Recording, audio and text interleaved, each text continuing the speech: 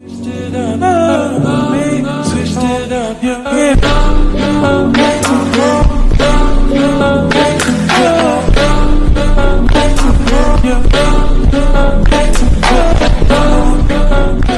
Good evening, everybody. Welcome back to another episode.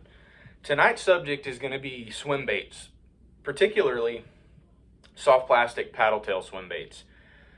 This is a bait that I've fished with a lot of. I have a lot of confidence in it. I usually always have it tied on, and especially down here in the spring, summer, and fall, it's a great bait. Even in the wintertime, I will go over some stuff with the wintertime. So it's a great bait, especially in Florida, to catch fish. I'm sure it works other places, but particularly I'm speaking for myself in the state of Florida. But you've got a ton of different styles. You've got the Gambler. This is one of my favorites, Gambler Big Easy. You've got the Little Easy in a variety of colors.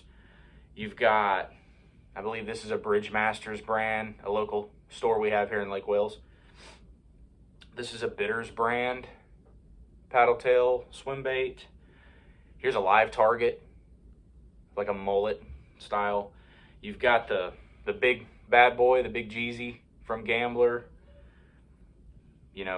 Variety of colors. Here's a Kitech style paddle tail. There's another color. And also one that I've been using lately, it's a company that makes me lures, Rippin' Lips Lures. They make great soft plastics. But here's his paddle tail swim bait, and you can see how soft that plastic is. It's got a great action. But ton of different options when it comes to paddle tail swim baits, and I'm really not particular to any brand. I like a lot of them. I think my favorite is probably the Gambler, and I do really like the Rippin' Lips Lures swim bait. But today I'm going to go over my top 3 ways that I like to fish a paddle tail swim bait. Number 1 is going to be a weightless topwater style setup. And this is a blast because, you're burning it across cover, even open water, you're burning it across the water and they just explode on it. But I'm going to just use a Gambler Big Easy. This is a Florida 5.0 color as an example. And what I'll do with this is I will take either a 4 or 5/0 EWG hook. I believe this is a Trokar EWG hook.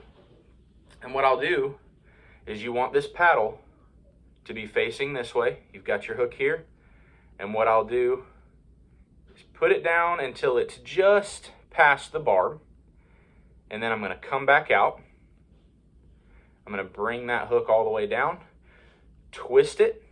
That way it's sitting on the bend of the hook. And then I'll just kind of lay that hook alongside of the bait to see where it needs to go in at. And then I will use that mark that I made, come through and just expose it. I don't know if you can really see that. It's kind of hard to see. But that's what you end up with. And I will throw this straight on the line and fish it just like this. And what this does is it's extremely easy casting. It's actually a heavier, more bulky soft plastic. So you can fish this across the top really easy, but it casts a mile, which is nice. It also comes through cover extremely, extremely well. Pads, reeds, Kissimmee grass, hydrilla, whatever pepper grass you have. It comes through that stuff really, really well. And this paddle tail just creates a really, really nice bubbling action on the back, and bass love it. So now when it comes to the rod that I'm going to throw this on, it's usually going to be, let me get an example here. It's usually going to be a heavy rod. So this is a Brandon Cobb Series Arc. Love this rod. This is a 7'1" heavy fast action rod. So heavy rod. It's because usually I'm fishing heavy cover. So I need something stout that I can pull those fish out of. A high speed reel. This is a 13 fishing and great reel. It's a 8:1-to-1 gear ratio. 50-pound braid. And I usually, now this is set up for a Texas rig right now, but I will usually just throw straight braid. I don't put any leader. It's just straight 50-pound braid. And what that'll allow me to do is fish this in really heavy cover. But that's the style rod I would use for that.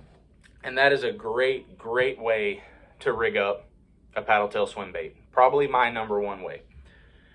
Number 2 is going to be the weighted EWG hook. So this is a belly weighted, and here's an example.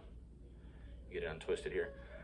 This is a VMC, but you can see it's got a weight right there in the middle of it.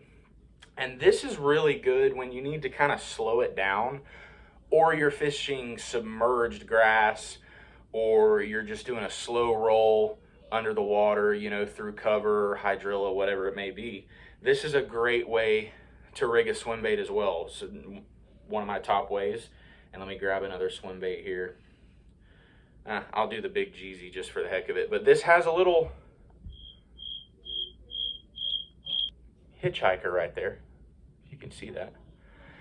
And you just want to stick it, again, make sure your paddle tail is facing towards where your hook is. And you just want to stick that in and twist it. And you can take your time with this. I'm trying to go kind of quick. I don't want to take too long on this. But you just twist it into the bait. Again, try to make sure it's as centered as possible. You want this thing to run nice and true. So it may take you a little bit of time, but it's worth it. So twist that in there. You want to leave a little bit of space. This is actually too much space. Let me twist this a little bit more. You want to leave a little bit of space between the bait and the hook so it has free movement. But then again, just like the other one, you bring it, lay it alongside of the bait, figure out where it needs to go in at, make a mark with your fingers, and then go in, out the other side, and then just expose it where it's just barely covered. You don't have anything touching it, so it's really, really weedless. But this is a great way to fish these as well.